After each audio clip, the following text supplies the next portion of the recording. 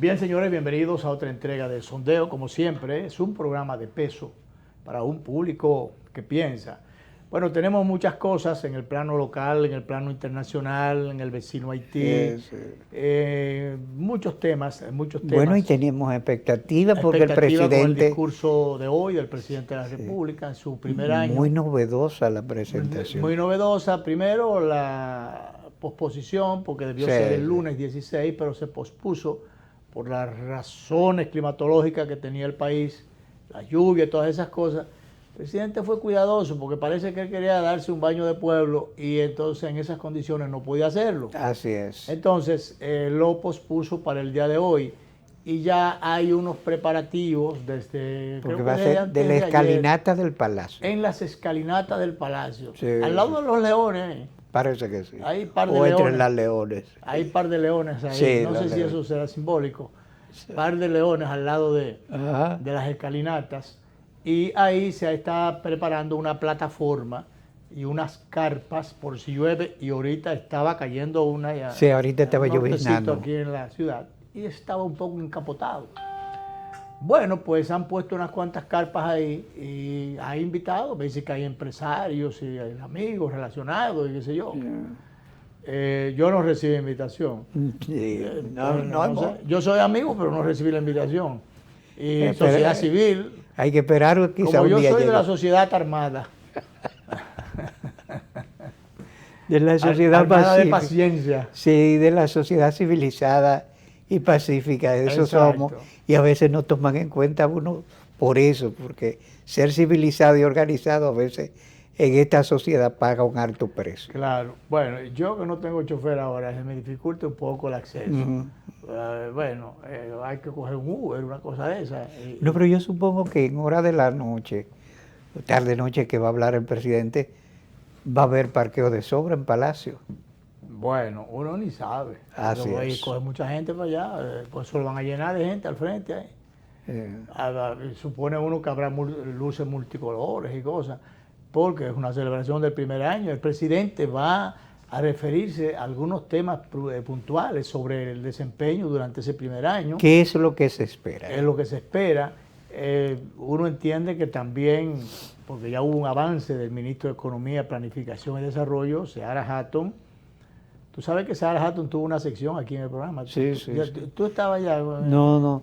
Pero tú sabes que somos buenos amigos desde muchachos en Santiago. Bueno, pues por aquí, por el programa ha pasado tanta gente. Seara Hatton pasó por aquí. A pesar de que él estudiaba en La Salle y yo estaba en el liceo, nos hicimos grandes amigos durante nuestra juventud santiaguera. Él tenía mucho activismo y eso, entonces siempre buscaba. Bueno, pues él avanzó, que viene una reforma fiscal. Que a mí me ha sorprendido. Ha sorprendido porque eso se había estado posponiendo y posponiendo.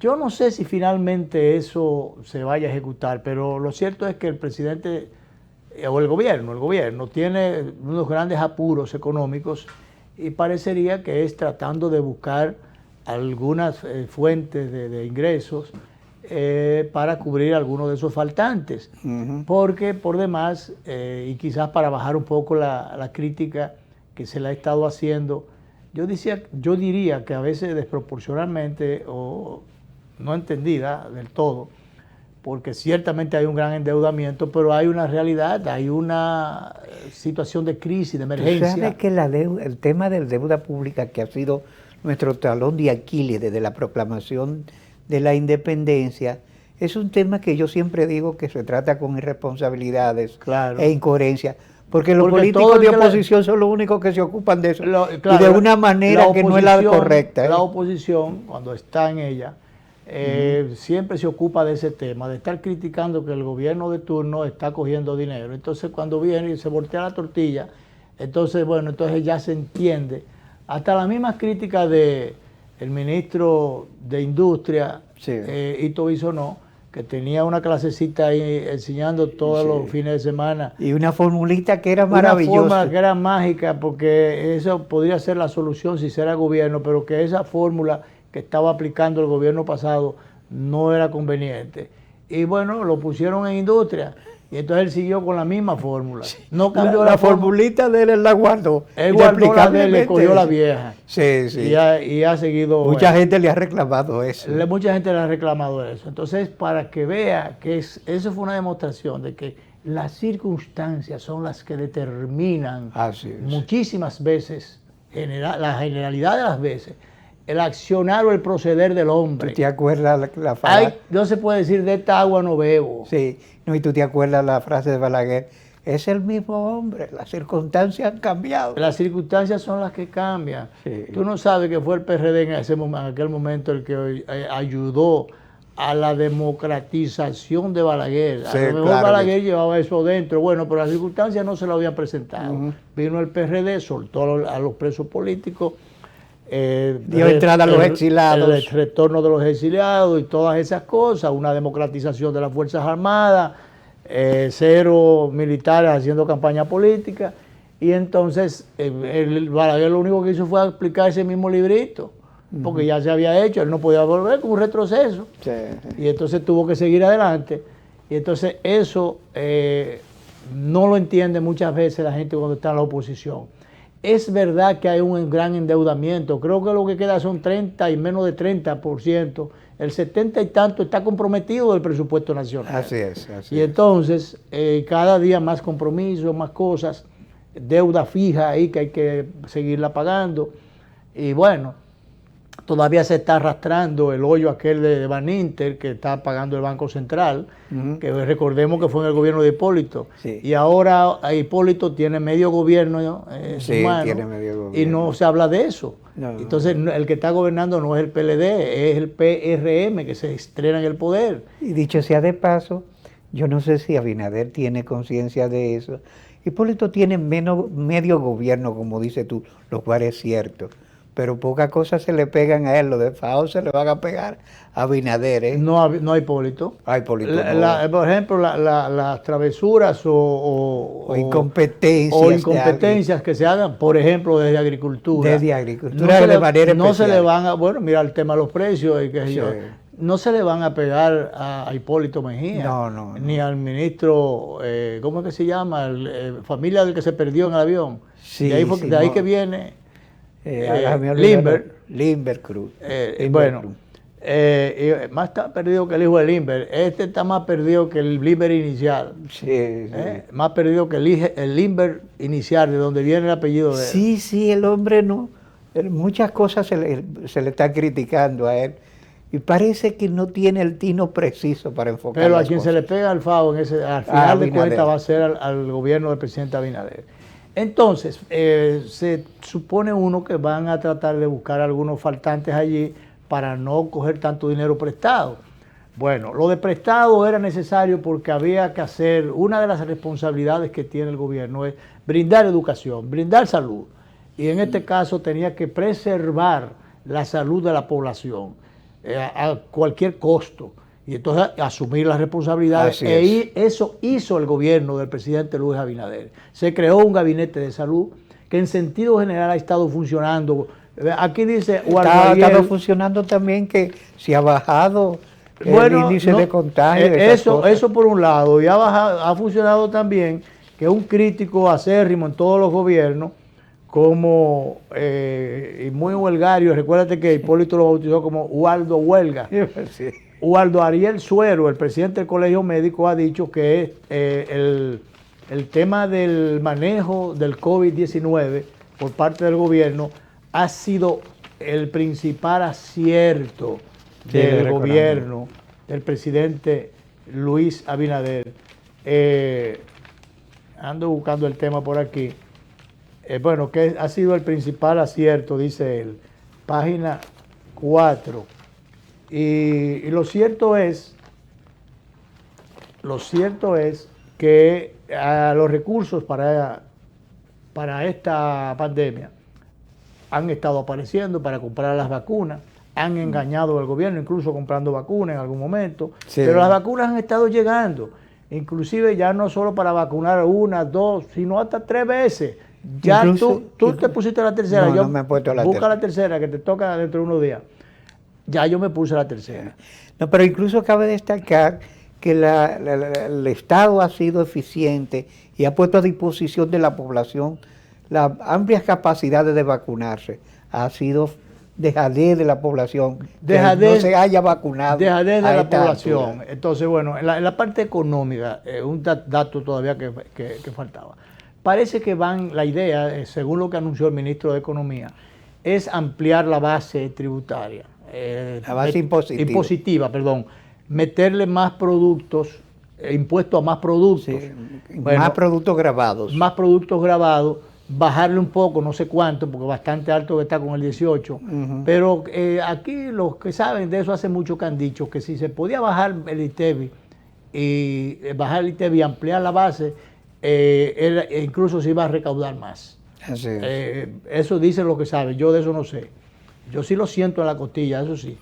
Y ahí me doy cuenta. Claro. Entonces, vamos a ver qué pasa, porque bajarle un poco al %, pero ampliar la base.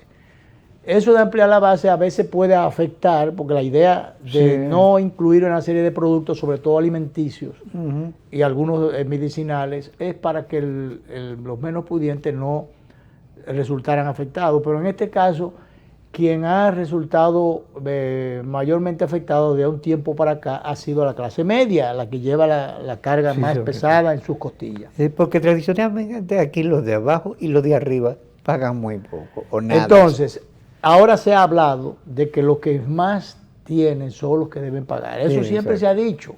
Claro. Ahora se ha dicho que se va a aplicar. Yo no sé qué tanto. Conversando con alguien que conoce un poquito de eso, me dice, ahorita arrancan los capitales, salen huyendo. O sea, los ricos sacan sus cuartos, los meten en otro lado, y entonces, y que ya no tienen nada. Y entonces, yo no sé, porque se supone que la huella deben dejarla. Entonces, y es grabar el capital, grabarla. Yo creo que deben grabar las ganancias, pero grabar el capital es un gran problema. Eso tiene su componente político. Claro. En un momento determinado eso se convierte hasta en conspirativo. Los grupos de poder, los grupos económicos, los sectores fácticos. Los grupos que no tienen conciencia, porque hace 3 años... Pero debe ser así, o sea, el que más tiene es el que más debe pagar. 18 de los hombres más poderosos de Nueva York, millonarios, decidieron ellos mismos pagar más impuestos. Claro. Llamaron a la población. Esta es nuestra ciudad, y entonces, en la que nosotros debemos cuidar. Entonces los empresarios, ¿qué es lo que han estado haciendo, señores? Han estado cogiendo los dineros que deben pagar en ITEVI, lo han metido con cosas sociales, han creado fundaciones, qué sé yo, cosas. Le buscan la vuelta para evadir los impuestos, entonces metiéndolo en fundaciones, en qué sé yo, y en varias cosas que finalmente... A veces si los meten en fundaciones que aportan, quizás sea bueno, porque algunos son improductivos. Sí, pero entonces otras le buscan algunos rejuegos allí para no pagarle. Entonces, porque yo creo, por ejemplo, si el programa nuestro estuviera lleno de anuncios, que en vez de, qué sé yo, X cantidad, X chilata que tenemos de anuncios, tuviéramos y notamos que tú te pudieras ganar $1 millón y yo 3 o 2,5, y que si que no importa que entonces no graben, pero ahora si no graban nos van a grabar la vida. Sí. O nos van a grabar lo que no tenemos. Lo que no tenemos. Yo digo grabar o agravar, porque las dos cosas. Se agravará la situación. Se agravará. Entonces ese es el tema. Entonces, bueno, yo no sé, pero lo cierto es que eso generalmente los grupos económicos terminan saliéndose con las suyas. Tanto así que, por ejemplo, ahora hay una serie de exenciones que desde hace mucho se ha estado hablando, exenciones de combustible, de qué sé yo qué cosa, de impuestos para 50,000 cosas, de que en aras de que son sectores productivos, oye, que a la Falcon Bridge, a la que sé yo quién, yo creo que hasta a Punta Cana, muchísimo. A la otra cosa esta, ¿cómo se llamaba? Fenatrado. A la empresa que está en los tribunales, la Odebrecht. Yo creo que hasta ella tenía el subsidio. Ahí está Juan Ubiere pidiendo que le generen algo. Hay una cantidad de empresas que de grandes capitales, grandes negocios, que le tienen los combustibles subsidiados y una serie de cosas. Y entonces eso se ha pedido que se revise. El problema es que como los grandes capitales son los que aportan para las campañas, a veces los gobiernos, o a veces no, generalmente los gobiernos son cuidadosos con esos cotizantes, con esos colaboradores.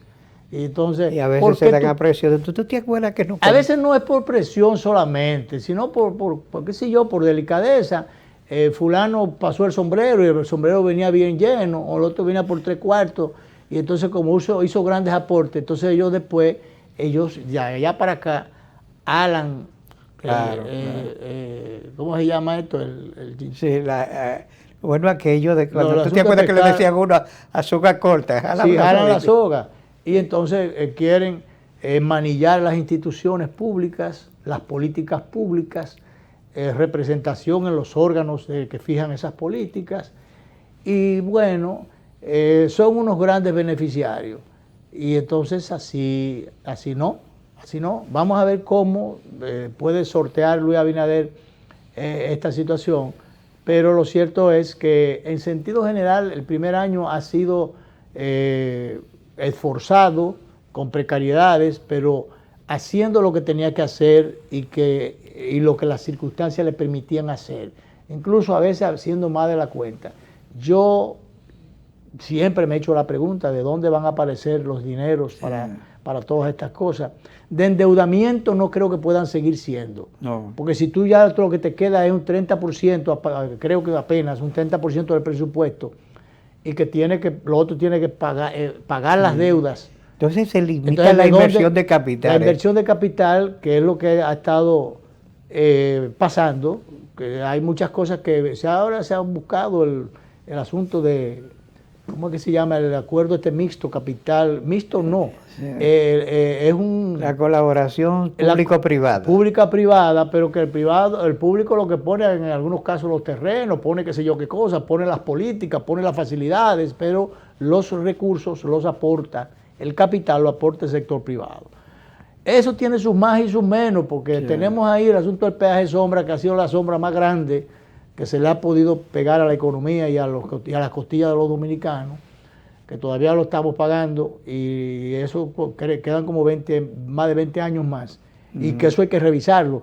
Y que decía el día pasado el doctor Emanuel Esquea, estaba avanzando, al doctor Emanuel Esquea el gobierno le pagó una consultoría, una consulta para que analizara el tema. Yo creo que ya se avanzó, que se ha determinado que eso no está sustentado en bases legales. Y eso fue aprobado por el Congreso. Sí, pero fue aprobado por el Congreso, y el Congreso no aprueba cualquier disparate. Ahora que tú no has descubierto. Ya es una cuestión de Estado. Ahí está el problema. Sí. Ahí está el problema. Pero yo no sé cómo se va a salir a camino con eso, porque cada vez que generalmente tenemos malos defensores, y por eso entonces nos dan en la yugular cuando en los organismos de arbitraje internacional. En este caso, el tribunal más cosa es el de La Haya, pero ¿cuál es otro tribunal? No es el tribunal que tiene que ver con los diferendos en materia comercial. En materia comercial. Que mucha gente piensa, y hasta el dato que tengo así es, que si vamos ahí lo perdemos. Bueno, entonces, de todas maneras, justamente por lo del Congreso. Yo no sé, yo estuve en el velatorio, en el entierro, más bien, el entierro de la madre del doctor Esquea, doña Ana Leonor Guerrero de Esquea, que ocurrió el domingo pasado. Yo no lo supe, hubiese ido, porque yo aprecio mucho tanto a Esquea como a su hermano. Yo estuve por allá, y entonces tú sabes que ya hay una relación. Sí, hay una relación. Hay una relación ya familiar de por medio, de amistad, vieja amistad y de familia de por medio. Bueno, y el asunto es que ahí no había espacio para uno airear estos temas, pero sí yo vi publicado de que la oficina del doctor Esquea había avanzado algo, de que estudiando esto se había encontrado con algunas incoherencias de tipo legal. Entonces vamos a ver, pero que como tú bien dices, esto fue refrendado por el Congreso. Entonces eso tiene sus problemas. Los congresistas deben ser más cuidadosos y estar ojo avisor como generalmente está el Tribunal Constitucional, Danilo, tantas veces que lo hemos celebrado aquí. El Tribunal Constitucional ha estado cumpliendo su papel con mucha responsabilidad. Justamente, cosas que se le van, FAO o algunas, hasta huevitas, que se las tiran al Congreso y el Congreso viene y la batea y se poncha. Sí. Entonces allá el Tribunal Constitucional viene y las apala. Sí. Gracias a un acuerdo que mandó el Ejecutivo en el gobierno anterior, mandó al Congreso y el Congreso lo aprobó, donde un acuerdo con los Estados Unidos altamente lesivo, altamente irresponsable y lesivo al interés nacional, donde la gendarmería norteamericana en un momento determinado podía hacer y deshacer, inclusive aquellos soldados que incurrieran en cualquier cosa delictiva, no podían ser demandados. No podían ser demandados ni sancionados aquí, si acaso reclamarle a ellos allá.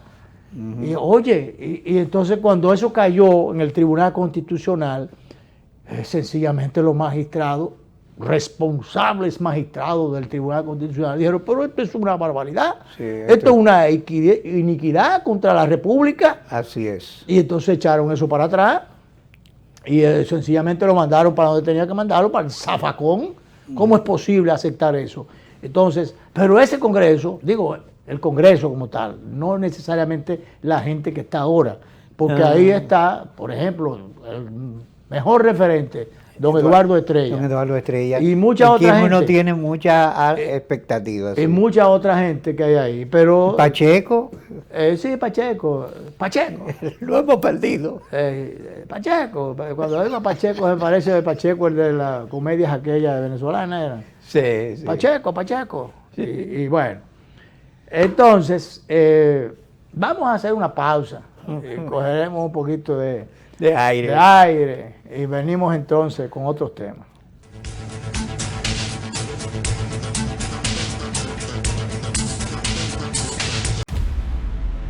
Llegamos en medio de una gran crisis económica, producto de la pandemia.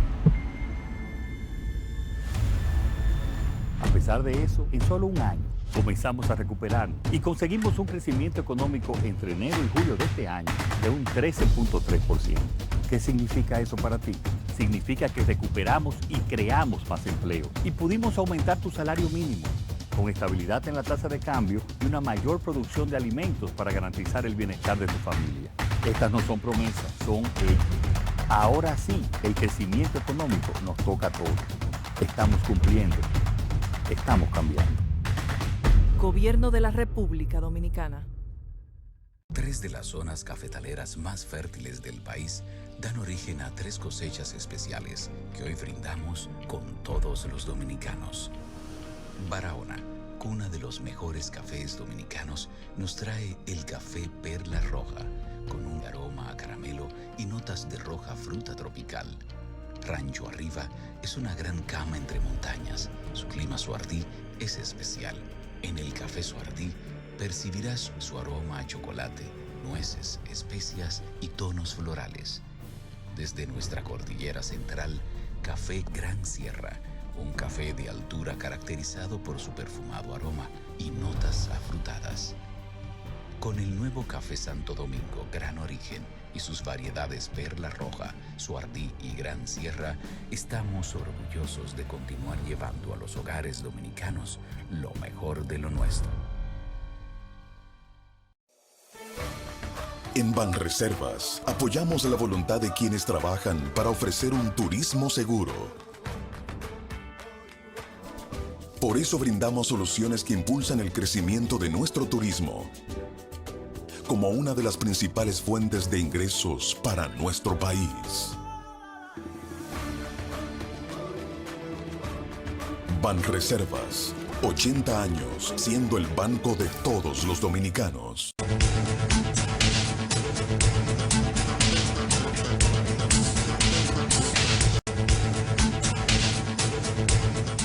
Y lo tenemos tantísimos temas. Rápidamente, aunque sea de refilón, la situación de drama humano que vive Haití después de este terremoto. Que ahora va Grace y le afecta. 7.2 y después se metió el agua. Sí.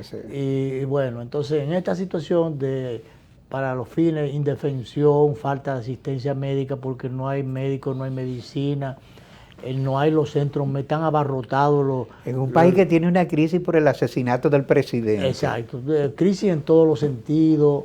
Entonces viene también atrás la tormenta, le llena de agua a los heridos y a los afectados.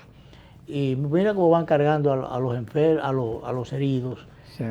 Y bueno, y había mucha gente, la tormenta vino cuando le cayó encima los escombros. La gente metida abajo, no había quien, los rescatistas no estaban en calidad y capacidad de poder resolver el problema. Sí, sí. Y entonces viene la tormenta llena de agua y no se pueden contar los heridos y los muertos. Todavía. Entonces después, bueno, ha habido en un país sin estadística, después se han ido sacando algunos números, señores. El último número que yo vi publicado iba por 1.941 muertos. Tú dices que pasan ya de los 2.000. Ya pasan de 2.000. Entonces, 2.000 de cualquier cosa que sea y mucho más de muertos. De seres humanos. De seres humanos muertos, eso es mucho.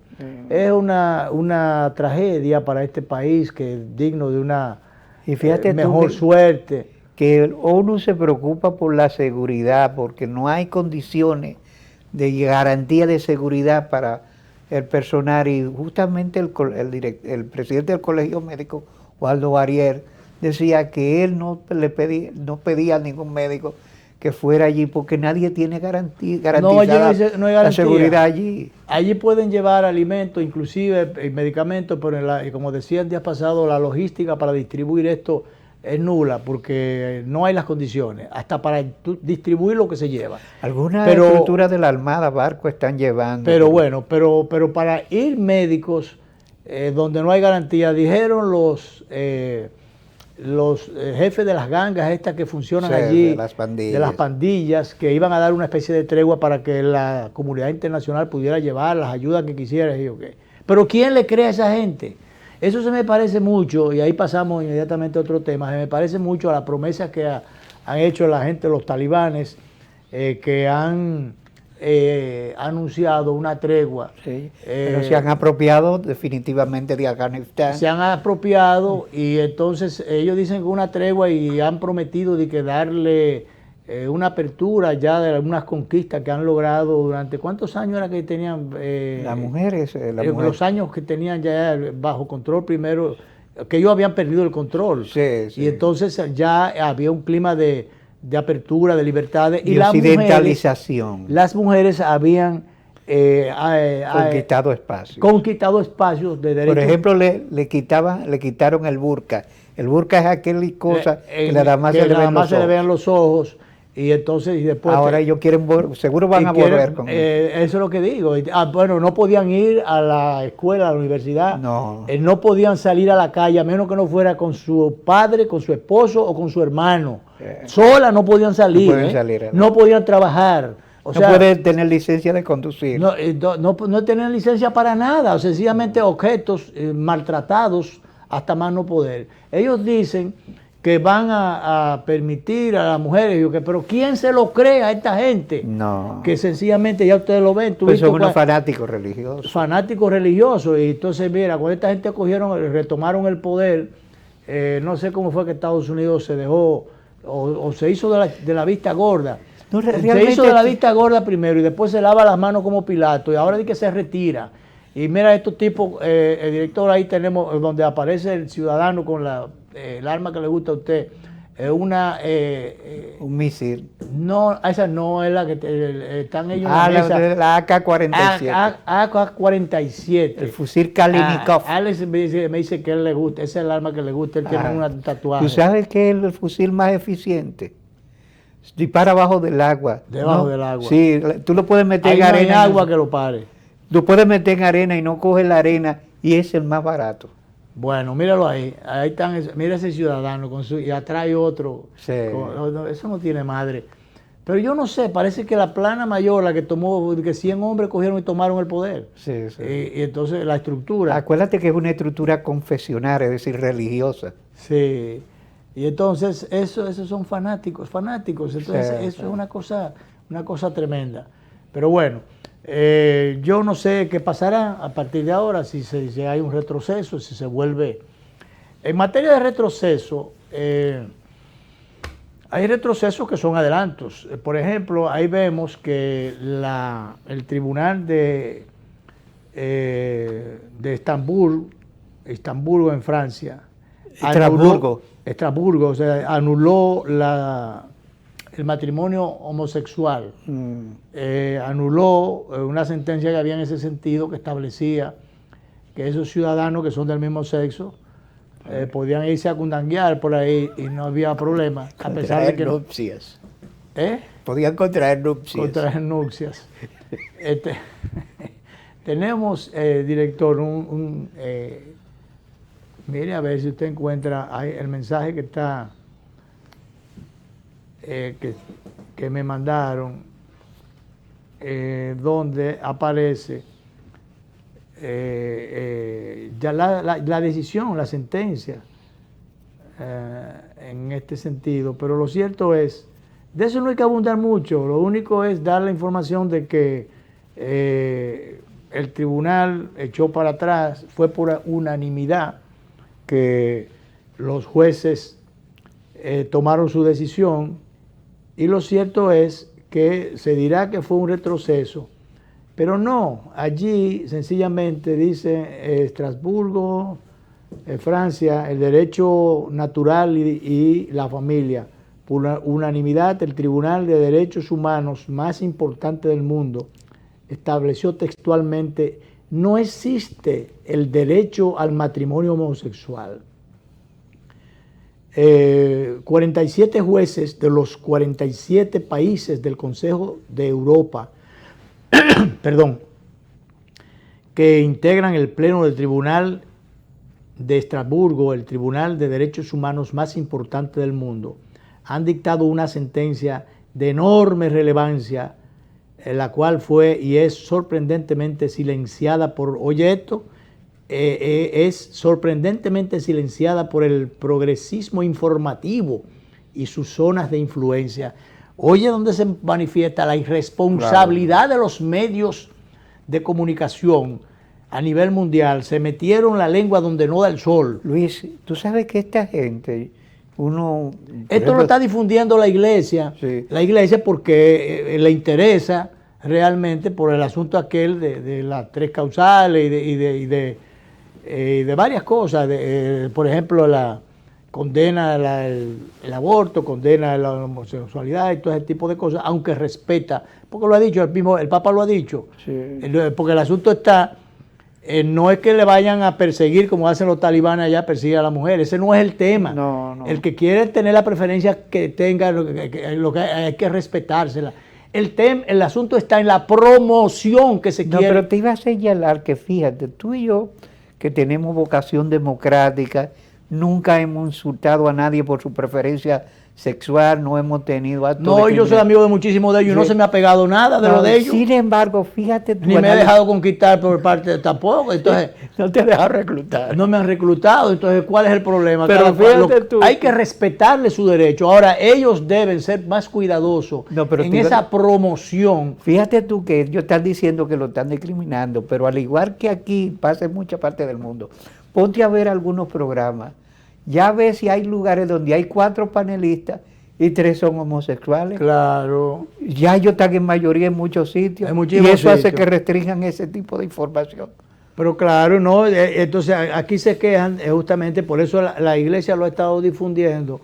Incluso digo, hay que hacer eso viral, porque la prensa tradicional, la prensa irresponsable, que hace mucho tiempo que ha renunciado a su legítima o principal función, sí. Informar, orientar y educar. Entonces no hay, ni educa, ni informa, ni orienta. No. Todo lo contrario, no hace nada de eso. Es más lo que se deja de informar que lo que se está informando. O lo que se desinforma que lo que se informa. A veces sí. Entonces, una barbaridad, porque realmente yo, que te digo, tú hablaste de democracia, ciertamente, nosotros somos respetuosos del derecho de los demás, de las preferencias de los demás y de todas esas cosas.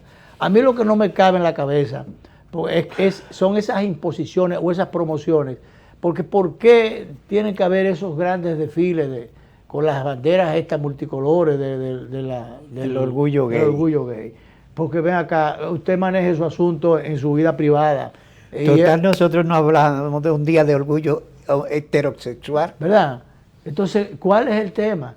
¿Por qué tienen que, bueno, nos mandan un embajador acá? Entonces, el embajador no se conforma con trancarse con su embajador, con su esposo, sino que entonces también tiene que bañarse en cuero con un llenar paquete, la piscina de varones. en una piscina, llenar una piscina de varones, entonces restregarnos eso a la conciencia nacional y además a los varones también, Sí. a lo que...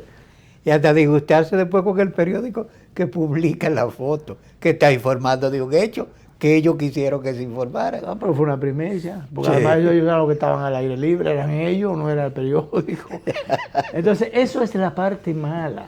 Y entonces, esa beligerancia y ese protagonismo que han venido tomando esta gente, y entonces queriendo transformarlo todo, y buscar igualdades en todo, pero igualdades que en definitiva caen en desigualdades. Porque cuando usted coge el idioma y usted trapea el idioma con él, una cosa que le costó tanto tiempo y sacrificio a los lingüistas de otro tiempo, tú me entiendes, desde ahí para acá. Y entonces venir de la noche a la mañana. Ahora, ¿cómo es que se llama? El cosa que le han agregado ahora para los que son extraviados. El término, aquel... LGTB. No, hombre, no. Ellas y ellos, y ellas y ellos. Y Ellos. Ellos. Sí. Entonces, oye, tú tienes tus hijos.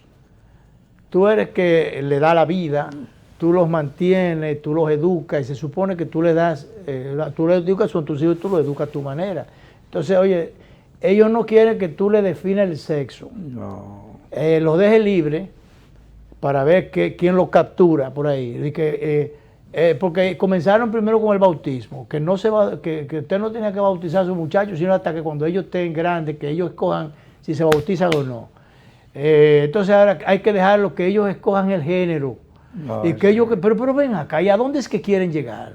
¿A dónde es que esta degeneración quiere, esta degradación? Yo siempre he creído que tú tienes que educar al varón haciéndolo responsable de una serie de cosas, como el hombre que debe ser. Pero hermano, a usted lo educaron a su manera, usted educó a sus hijos a su manera. Claro. Y yo veía que antes le daban su pelita a la gente, o pelita más grande, y nadie se moría de eso. Y entonces ahora dije que los psicólogos y los psiquiatras y toda esa gente, los psicólogos especialmente, a los niños no se les puede. Yo veo niños chiquiticos que a veces le dan por las manos y dan por donde quiera, y con una cosa, porque hay que irlos moldeando. Si usted quiere sacar algo, que no salgan dañados. Tú has dado un testimonio que a mí me ha impresionado. Tú te hiciste conservacionista, Claro. y respetuoso de la naturaleza, con 3 fuetazos que te dio tu 3 fuetazos. Uy, 3 fuetazos. Mira, lo voy a decir. Una pela con una vaina de machete. El viejo viene y ven acá.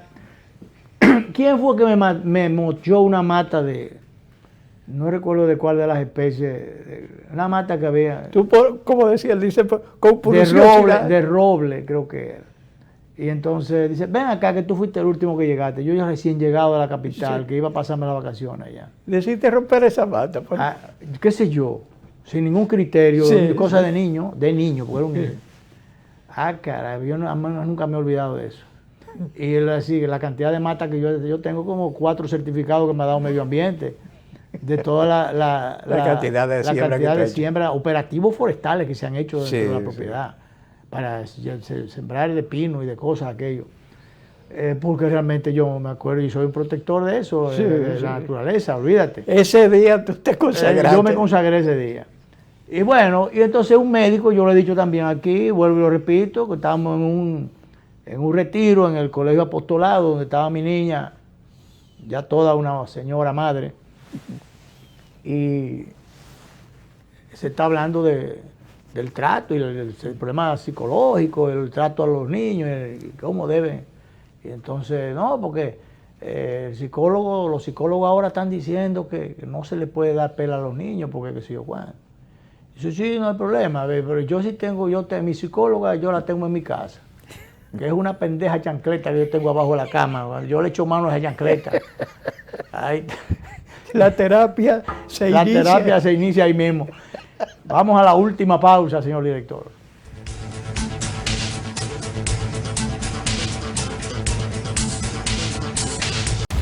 El país demandaba justicia, porque algunos se creían intocables. Pero esto cambió. Inmediatamente nombramos una Procuradora General independiente para enfrentar la impunidad y la corrupción sin culpables favoritos y sin vacas sagradas, para recuperar lo que te pertenece. Por primera vez tenemos un gobierno que no interviene en el Poder Judicial. Estas no son promesas, son hechos cumplidos. Ahora sí, vivimos en un país más justo. Estamos cumpliendo. Estamos cambiando.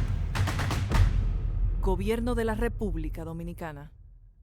Impresionante. Yo siempre hacía todo en la sucursal tradicional y en esta aprendí que puedo hacer muchas cosas desde mi casa. Incluso me invitaron a una charla de finanzas con propósito para aprender a manejarme financieramente. Soy un duro ya. Solo usaba Telebanco para consultas. Pero hoy aprendí a pagarlo todo usando el app y te pago. En una mesa con diferentes celulares, tabletas. ¡Una maravilla! Ven a vivir la experiencia de la banca del futuro. Centro Digital Popular, Downtown Center, tercer nivel. Popular, a tu lado siempre. Hasta la corbata me quité.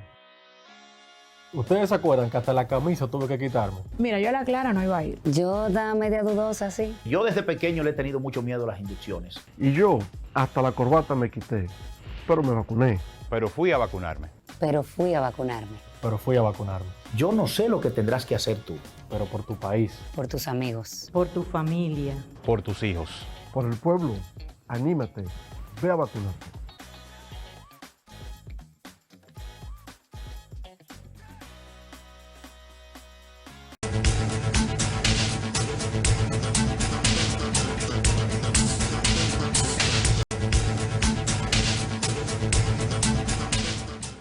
En esta sociedad hay muchísima gente, muchísimos padres que no pueden con sus hijos porque no le dieron una educación a tiempo o no pudieron por las razones que fuera darle la educación que querían o porque eran padres separados o porque la sociedad, ese embate, el peso de la situación, ese bombardeo de la situación degradante que hay sobre la sociedad, sobre los hijos, sobre las familias. Bueno, descompone muchas veces y mete a los muchachos camisa de 11 varas antes de tiempo o en lo que no deben. Pero yo me guío de que podemos poner de referencia a los hijos míos, los hijos tuyos, los hijos de algunos amigos nuestros, que es, bueno, nos encargamos de darle una educación parecida un poco, inclusive ya mejorando. Uno trató de mejorarlo. Uno trató de mejorar la educación que le dieron a uno. Y entonces los muchachos han salido todos profesionales, todos estudiosos, todos buenos padres. Sí. Uno se maravilla, como abuelo que somos, se maravilla de lo educaditos que son los nietos de uno. Entonces cuando yo veía a los nietitos míos, los hijos de mi hijo mayor, que gracias, gracias, o sea, cualquier cosa que tú le das, gracias. Y así van los de mi hija también. Entonces, ese tipo de cosas, señores, son las satisfacciones que el ser humano, porque total, ¿qué es la vida? Si usted se pone a ver, la vida es la bacanería, la qué sé yo, y la bebedera, y la vagabundería, eso no es la vida. No. ¿Tú entiendes? Y entonces, las satisfacciones que el ser humano busca son las buenas cosas que se dan en la familia, los valores. Y eso usted no lo consigue si usted deja a los muchachos por la libre, que sean lo que ellos quieran ser. Que vayan a las fiestas y hagan lo que se emborrachen, que se enamoren de quien quieran y que hagan lo que les dé la gana a la hora que sea y a la edad que sea. No, usted va a conseguir o un delincuente o sabe yo qué cosa. Sí. ¿Cuántos hijos están cogidos en un momento determinado y han masacrado a los padres y a los profesores? Eso en otros tiempos no se veía porque había reglas de juego que había que cumplirlas. Así es. Reglas de juego para los padres, reglas de juego para los muchachos. Y entonces, bueno, usted lo iba moldeando. Algunos salían dañados, algunos salían agradecidos, salían otros muy buenos, la mayoría muy buenos. Y bueno, dentro del grupo a veces uno, qué sé yo, se descarrió, pero era la minoría.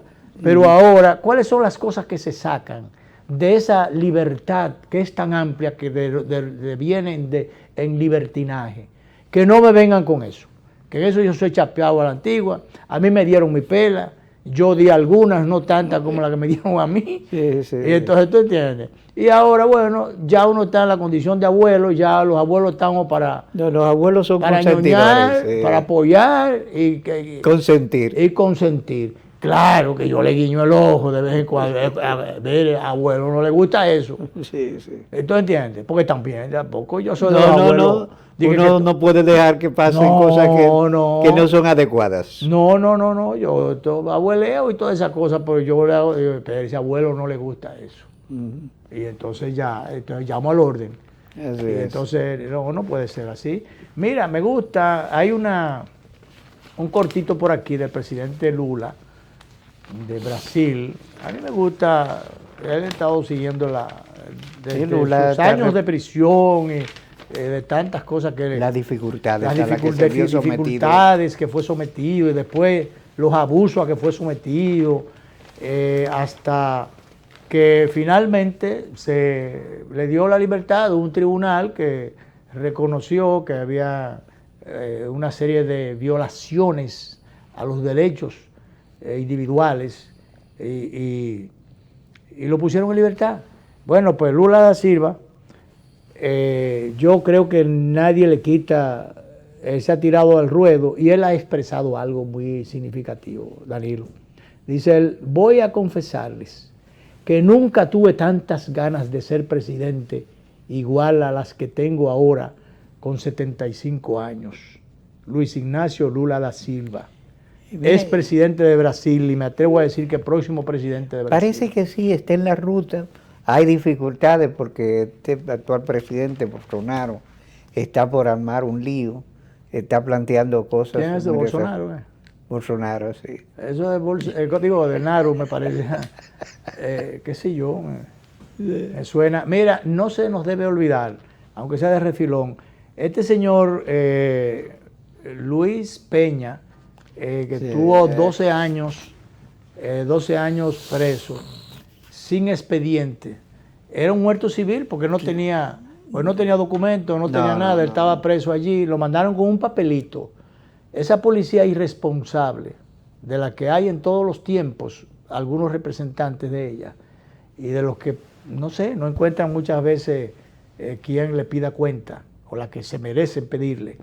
Lo mandaron con un papelito, un ingeniero abusador puso a trabajar a este albañil, y cuando él fue a cobrarle 35 mil pesos, entonces en una vueltecita ahí, él no dio la cara, dijo que no estaba ahí, pero él estaba, dicho por un niño, que dijo, mami, pero papi está ahí. Los niños no mienten, los niños no mienten, los que mienten son los adultos. Y entonces llegaron dos policías, lo esposaron y se lo llevaron, hasta el día del otro día. Después de 12 años, le llegó por trasmano a los derechos humanos la información de que este hombre estaba allí. Había fallado el Ministerio Público, había fallado el Ministerio Público, el juez. El Ministerio Público, según él lo que le dijo de que tú no tienes expediente, ¿y qué podía hacer? No fue el Ministerio Público, fue el juez de la instrucción, bueno, que, es peor todavía. que se supone que es el que debe garantizar. Hoy en día ha pasado un abogado decir las falencias, los errores que cometió o las irresponsabilidades que incurrió ese juez, que cuando, destacado por allá por la Victoria, que cuando él le dijo, mire, pero yo estoy preso aquí, dice, pero es que tu expediente no aparece. Digo, que yo no tengo expediente.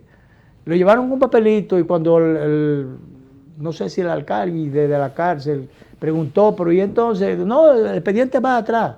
Nunca llegó. Sí, nunca llegó. Y ahí lo dejaron. Entonces, es una barbaridad porque se supone, ahora oí que están hablando de preparar como un expediente común, algo así para que se sepa que todo el mundo está registrado ahí y que entonces se sabe que todo el que está registrado ahí está ahí. Sí. Entonces, porque ven acá, no puede ser que no se le abra un expediente a cada uno. Además, una gente no se puede recibir sin expediente. Sin expediente. Sin expediente en ningún lado. Y entonces eso lo que hace es descubrir. Incluso la prisión sin la orden de un juez. Exacto, sin la orden de un juez. No de un policía o de un ingeniero. No, entonces yo lo que quiero resaltar es eso. Primero, ya lo dijimos el otro día, que ese ingeniero hay que buscarlo. Él no se sabe ni el nombre. Moreno, dice. Él dice que es moreno. Entonces no se sabe, a lo mejor el moreno es rubio, no sé. Pero el asunto es que él, ya nadie en el pueblo lo sabe dónde está Moreno. Ni los policías que lo llevaron, que a lo mejor ya no están en la institución, ni ese juez, no se sabe si ya está en la judicatura. El asunto es que esto debería, echando para atrás, ahí deben estar los rastros. Y decíamos que esta historia debe ser recompuesta. Esto debe ser recompuesto. Sí, y entonces, y para establecer responsabilidades. Así es. Pero que entonces el tema nuevo ahora es que el hombre se ha perdido, se ha desaparecido. Estaba en los derechos humanos, protegido allí, le buscaron ropa, le estaban dando comida y qué sé yo. Incluso se estaba hablando de seguirle el rastro al tema para establecer sanciones y además ver si se conseguía una compensación para este señor, que el Estado lo compensara. Hoy el hombre ha dejado allí la ropita que tenía y algunas pertenencias que le consiguieron, la dejaron y ha espantado la mula. No se sabe si fue raptado o si él no está emocionalmente con la cabeza bien amueblada y ha dejado el sitio. Y entonces ahora no están los derechos humanos. Ese hombre hay que buscarlo. Yo creo que sí. Vivo o muerto, hay que buscarlo donde sea. Entonces yo no sé si ya las alarmas se supone que se habrán puesto en activas las alarmas para ubicar a este hombre, porque es que eso no se puede quedar así. Eso no se puede quedar así, eso no se debe dejar así. Eso es igualito que el caso que pasó recientemente en mi provincia, en San José de Ocoa, un policía criminal que asesinó a un joven abogado de mi pueblo, a un joven profesional del derecho que tenía su oficina, su bufete montado, y era uno de los jóvenes abogados más prestigiosos ya de Ocoa, que ayer estuve viendo un reportaje en el Canal 3, Luces y Sombras. Se llama el programa. Se llama el programa. Y ahí delatan de arriba abajo todo el historial de cómo fue que ocurrieron las cosas. Y entonces allí deben mandar a buscar preso desde el coronel que manda. Ese coronel no merece seguir siendo coronel en Ocoa por lo menos. El coronel que estaba, por irresponsable, el coronel que estaba allí, porque él quiso ahora todo pudo haber estado sin responsabilidad hasta que él, por ejemplo, mandara a hacer una investigación y dejara que las cosas fluyeran. Pero él adelantarse a dar unas declaraciones y querer presentar el caso como que se trató de un intercambio o de un forcejeo de que el abogado estaba armado. Yo descubrí ayer cuando vi ese programa. Inicialmente se dijo eso. Y descubrí ayer. Y se planteó que era el abogado que había herido al policía. Que el abogado había herido a un policía que está herido en la cabeza, que estaba en intensivo, y que entonces actuó el otro policía. No, el abogado en ningún momento portaba arma de fuego, estaba desarmado. Entonces fue que el policía le dio una galleta, él se le abalanzó al policía. Entonces el otro policía dice, si saca el arma te plomeo. Y si saca el arma te plomeo. Y entonces, pero seguido, él vino y le tiró un balazo a la cabeza. Como los dos estaban abruzados, la bala que mata al abogado es la misma bala que se le mete en la cabeza al policía también. Y hiere al policía. Entonces ahí actuó solamente una arma de fuego. Y entonces después han presentado el asunto del coronel, irresponsable coronel que está en Ocoa. Yo no sé si está en Ocoa todavía, ya no debe estar en Ocoa. Ocoa debe pararse de pie, hay Ocoa de pie, el movimiento que dirige Roberto Santana. Ocoa debía estar de pie hace rato. Ya comenzó, porque primero lo hizo el Colegio de Abogados, los abogados de Ocoa. Y se han manifestado muchísimos sectores sociales de allá. Yo no sé si esto estuvo en manos de la gobernadora. ¿Qué hizo la gobernadora, mi querida amiga Oliva, que la voy a llamar esta tarde? ¿Qué hizo el senador de Ocoa? ¿Qué hicieron los diputados? Pero esto es un asunto para Ocoa ponerse de pie, para que le trasladen en pleno, pero que le trasladen preso al coronel y a toda la gente que está en Ocoa. La comandancia, el comandante con todos los policías que están, con esa cáfila de policías que están en Ocoa.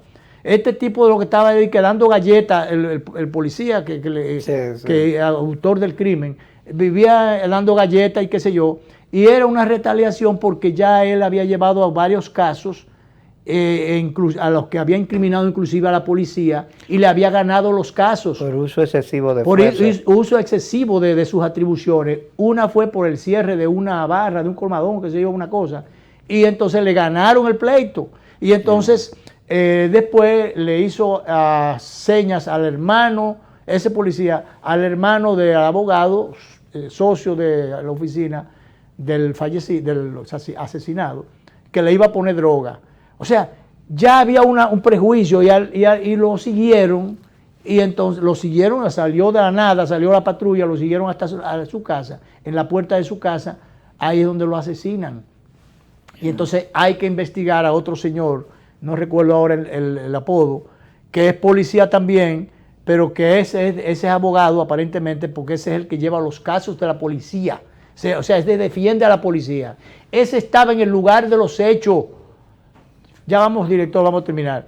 En el lugar de los hechos estaba aparcado ahí, cerca de ahí, cuando él matan al abogado, entonces él se desmonta con la pistola en la mano, vestido de civil, y entonces dice, bueno, y se va. Sí. O sea, misión cumplida.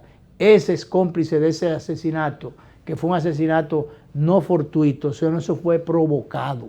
Bueno, sí hubo premeditación. Pero ahí hubo premeditación, ahí hubo exceso, ahí hubo de todo.